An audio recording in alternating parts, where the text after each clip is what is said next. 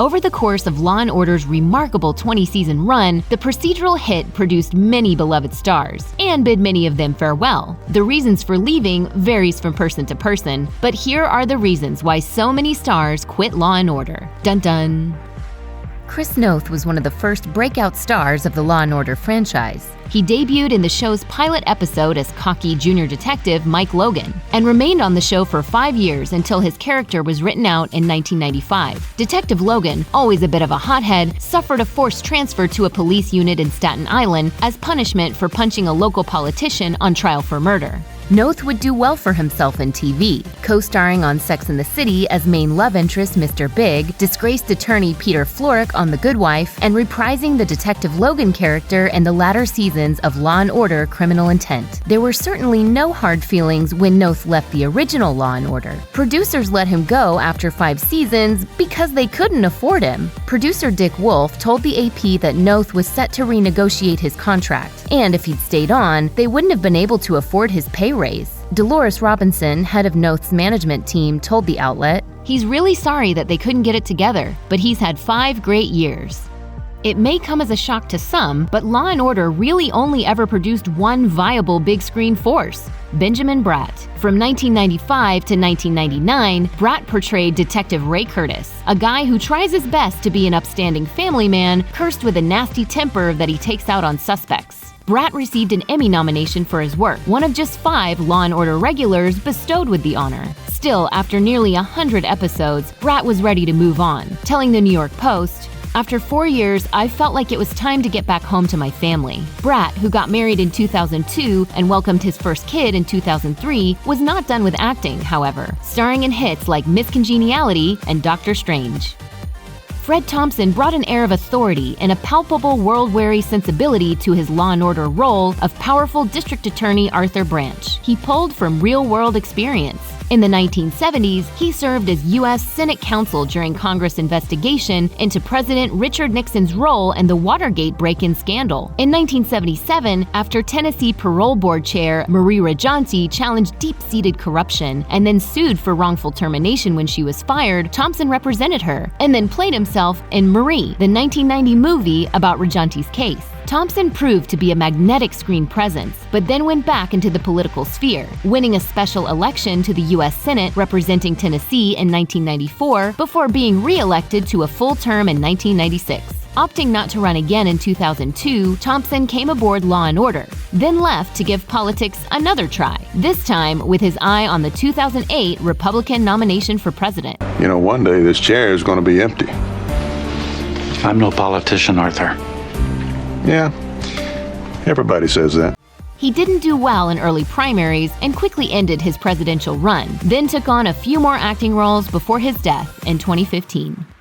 Golden Globe-winning character actor Michael Moriarty brought dramatic skill and seriousness to his role as Ben Stone, Executive Assistant District Attorney for New York County. After a witness in a racketeering case Stone pressures into testifying winds up killed by an organized crime syndicate, he resigns his post and leaves the New York legal system. The circumstances of his departure were even more dramatic than that of his character. As the Los Angeles Times recounted, in 1993, U.S. Attorney General Janet Reno advocated legislation that would restrict violence on television, which many cultural watchdogs blamed for a slew of real-life crimes. Reno convened a meeting with NBC executives, as well as Law & Order producer Dick Wolf, who brought Moriarty. The outlet went on to note that he was so incensed by what he felt was the Attorney General's disdain for both television and freedom of speech that he publicly denounced her ideas. Moriarty couldn't get much of a movement going and got so fed up with the American television industry that he quit his Law & Order gig, according to Cinema Retro. He relocated to Canada and has only occasionally acted since.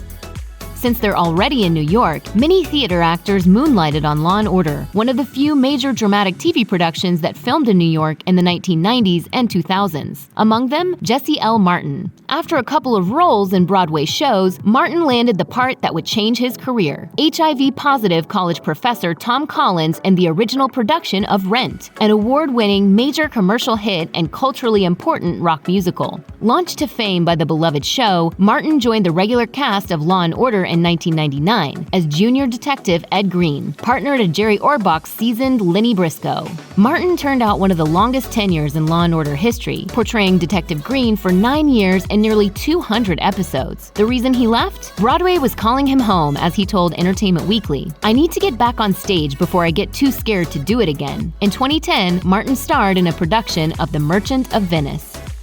One of the shortest-lived detective pairings on Law & Order was also the very earliest. Prolific character actor George Dzundza portrayed senior detective Max Greevey opposite Chris Noth's Mike Logan. The duo solved crimes for just one season because Dzundza left Law & Order after the show's first season.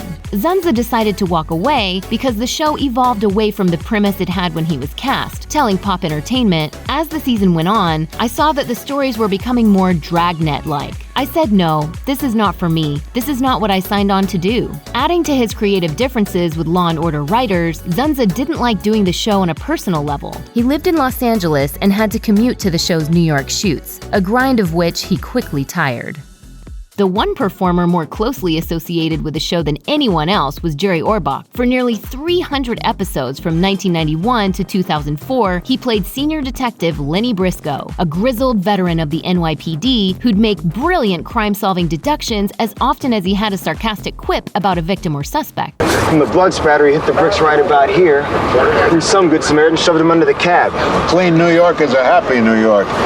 Orbach was a well-known character actor by the time he joined the Law & Order franchise, often cast as New Yorkers in films, perhaps most famously in Dirty Dancing. He was also a Broadway legend, starring in major productions in the 60s and 70s, including Promises, Promises, which won him a Tony Award. Orbach was such a towering figure as an actor in general and in the Law & Order world in particular that his character got a spinoff. Lenny Briscoe was a main character on Law & Order Trial by Jury, which debuted on NBC in 2005. After filming 2 episodes, Orbach died of prostate cancer at the age of 69. In its early years, Law & Order boasted a stellar roster of recognizable and more than capable character actors, which made compelling crime and legal television. Among the stars of the show in its first 3 seasons were Richard Brooks, who portrayed Assistant District Attorney Paul Robinette, and Dan Florek as Captain Donald Cragen of the NYPD. There was only one major issue with this 7-member cast. Every single actor in it was a guy, which didn't reflect the reality of the demographic makeup of the New York Police Department or legal system the show purported to accurately depict. According to the Orlando Sentinel, producers got rid of Brooks and Florek in order to bring in Law & Order's first female cast members, Jill Hennessy as ADA Claire Kincaid, and S. Epatha Murkison as Lieutenant Anita Van Buren. I'm proud of my time here.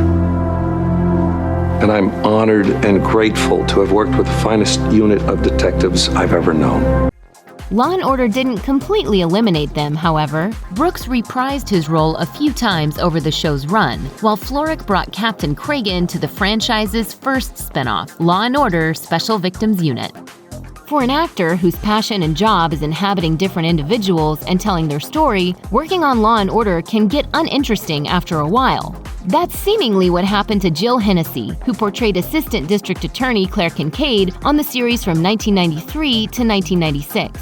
As she told The Morning Call, on the original Law & Order, it's sort of imperative that you remain emotionless and keep your feelings about the subject matter hidden. As an attorney on that show, you can't really vocalize those. The actor got so worried that she'd be too closely associated with cold and taciturn lawyer types that she left the series, adding, "It's so easy to become typecast. If they see you in one light, people presume that's all you can do. I was getting that from day one, with casting directors basically thinking she can't do comedy, she can't do emotional work." In 2001, Elizabeth Rohm became the 5th actor to portray an assistant district attorney on Law & Order. Her character, Serena Sutherland, was a tough attorney and often butted heads with colleague Jack McCoy over procedural techniques, frequently blaming criminals' actions on society's ills. After 3 seasons in the role, Rohm was ready to move on. In June 2004, Law & Order producer Dick Wolf said that she would leave the series after a handful of episodes in the show's upcoming 15th season. In the episode Ain't No Love, District Attorney Arthur Branch fires Sutherland, officially because he finds her to be dangerously biased towards defendants and too emotionally driven to make good legal decisions. Not buying it, Sutherland asks, Is this because I'm a lesbian? This marked the first time the character's sexuality was ever declared or even mentioned, and this abrupt and revelatory ending was something Rohm helped conceive, telling HuffPost, "When I was leaving, Dick Wolf said, 'Do you want a splashy ending or a typical Law & Order ending?'" Paul Sorvino joined Law & Order in its second season, replacing George Dzundza. Sorvino's character, Phil Soretta, headed up the investigation over the death of Dzundza's detective Max Greevy, only to get partnered up with the deceased's colleague, Detective Mike Logan. Sorvino, a hard-working character actor, often played tough guys, dad types, and men of authority, a streak he continued with Detective Soretta, a guy with a military background and father of 5 children. Sorvino didn't last much longer than his predecessor, walking away from Law & Order after about 30 episodes, and in the middle of the show's 3rd season. Writers dismissed Sergeant Soretta by having him shot in the line of duty, then reassigned to a desk job. According to the Orlando Sentinel, Sorvino asked to be let go, so that he could have more time to devote to a career as a singer. He ultimately released just one album, Paul Sorvino Sings, a collection of Italian standards, old ragtime songs, and show tunes.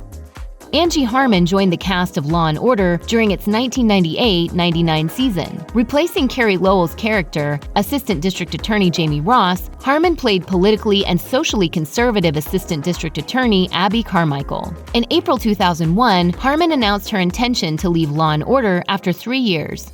Agreeing to film a few extra episodes to see the show through a potential Screen Actors Guild strike and to give producer Dick Wolf enough time to find a new actor to play a new assistant DA. Wolf told Variety, "If an actor wants to leave the series for personal reasons and gives ample notice so that it doesn't affect production, I have never stood in anyone's way." Insiders told Variety that Harmon was eager to spend more time on a movie career. She landed supporting roles in moderate hits before returning to TV, most famously with the hit crime procedural Rizzoli and Isles. Check out one of our newest videos right here. Plus, even more Nicki Swift videos about your favorite long-running crime dramas are coming soon. Subscribe to our YouTube channel and hit the bell so you don't miss a single one.